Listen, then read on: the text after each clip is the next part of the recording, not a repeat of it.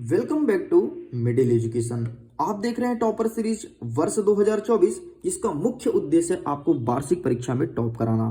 देखिए students, class 9th के बच्चों के लिए back to back Middle Education द्वारा टॉपर सीरीज के माध्यम से chapter wise chapter questions provide कराया जा रहा है। ये लेक्चर नंबर 4 होने जा रहा है। ऑलरेडी हमने 3 लेक्चर ले लिया है, जिसमें बहुत ही आसान भाषा में एक एक चीज को समझने का प्रयास किए हैं। रफ पेन के माध्यम से गणित के क्वेश्चंस को सॉल्व किए हैं। लेक्चर नंबर 4 में हम कवर करेंगे आपके अध्याय नंबर 4 दो चर वाले रैखिक समीकरण को। ऑलरेडी 1, 2 और 3 कंप्लीट हो चुके हैं, मतलब 6 और ये 10 नंबर मतलब 16 और 8 और जोड़ लीजिए। ठीक है, तो टोटल 24 मार्क्स का मैं वीडियो अपलोड कर दिया हूं। अगर आपने नहीं देखा तो प्लीज जाओ करके देखो। अगर नहीं देखोगे तो नुकसान तुम्हारा होना तय है। इस वीडियो में कवर करेंगे दो चर वाले रैखिक समीकरण, मतलब 8 नंबर का टोटल कवर होगा इस वीडियो से। 1 नंबर के 4 क्वेश्चन आएंगे इस चैप्टर से एंड 2 नंबर के 2 क्वेश्चन आएंगे।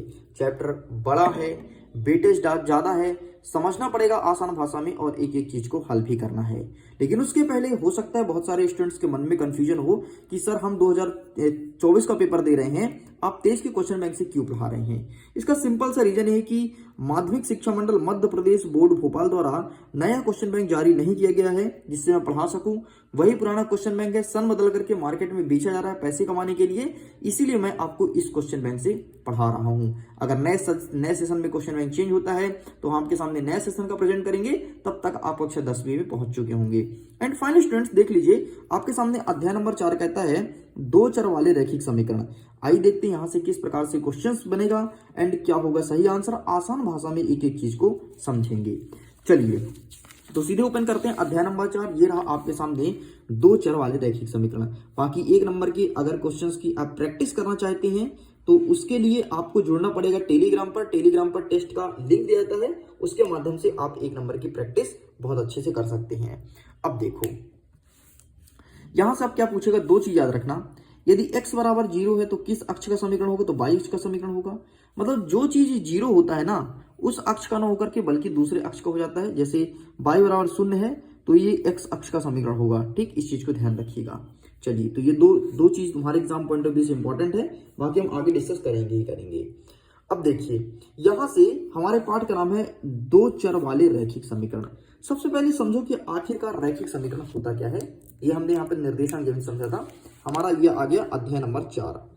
ठीक, दो चर वाले रैखिक समीकरण। रैखिक समीकरण होता क्या, जैसे मैंने लिख दिया 2x धन 3y बराबर 4, ये लिख दिए। ये आपके दो चर वाले रैखिक समीकरण है। ठीक है, कभी कभी ये ऐसे भी हो सकते हैं कि 2x² धन 3y धन ये भी हो सकता है दो चर वाले रैखिक समीकरण, क्योंकि इसमें चर की अधिकतम घात कितनी है, 2 है। ठीक, इसे द्विघाती भी कह सकते हैं।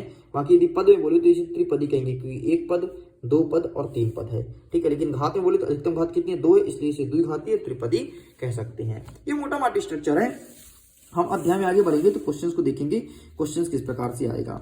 अब देखो जैसे हमारा प्रश्न क्रमांक 8 कह रहा है, एक समीकरण दिया गया है आपको 4x धन 3y बराबर 12 के 2 हल लिखिए।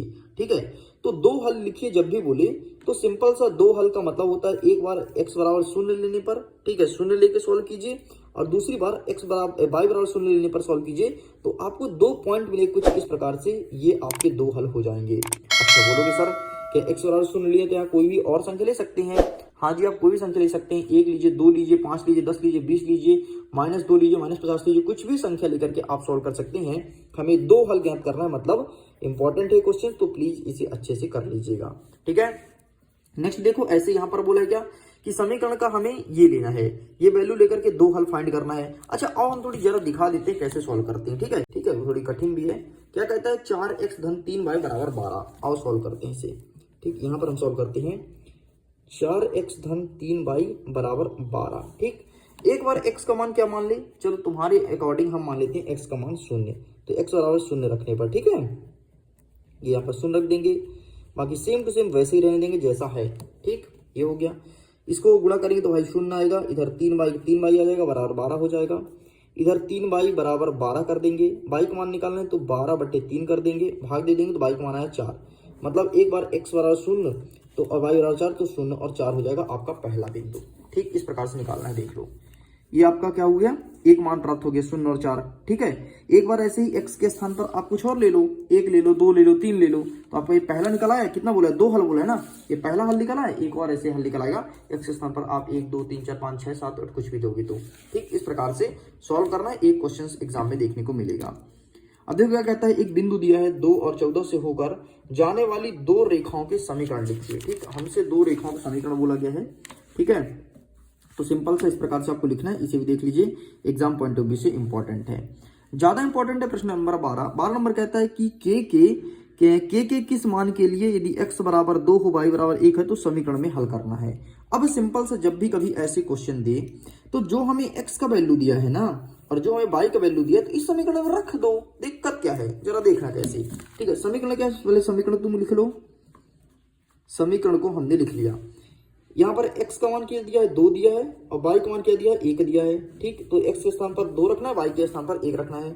तो भाई और रख के देखते हैं, तो ये हो जाएगा 2 धन 3 1 बराबर के, तो 2 दूनी 4 धन 3 1 कम 3 बराबर के, तो ये हो गया 7। लो भाई, के का मान निकला है 7, देख लो, यही ना निकालना था, खत्म, इतना तो करना था, कौन सा ज्यादा कठिन था। लीजिए, के का मान 7 निकल आया, ये यहाँ पे दूसरे विधि से किया, पहले विधि से किया। ठीक, इस प्रकार से निकालना था। चलिए, एग्जाम में पूछा है, क्वेश्चन ध्यान रखिएगा। अब देखो ऐसे बोला कि कमांड ज्ञात कीजिए, इतना इतना वैल्यू दिया है, इसमें पुट करना है, सिंपल से पुट करके आप आंसर निकाल सकते हो। ठीक है, चलिए, बाकी यहाँ से कोई क्वेश्चन बन रहा है क्या? हाँ, एग्जाम में नेक्स्ट क्वेश्चन पूछा जाएगा, आपको रीड करना है 18 नंबर, इसके बाद रीड करना है आपको 20 नंबर। ठीक है, 18 और 20 नंबर ये दोनों क्वेश्चन अच्छे से प्रिपेयर करना है।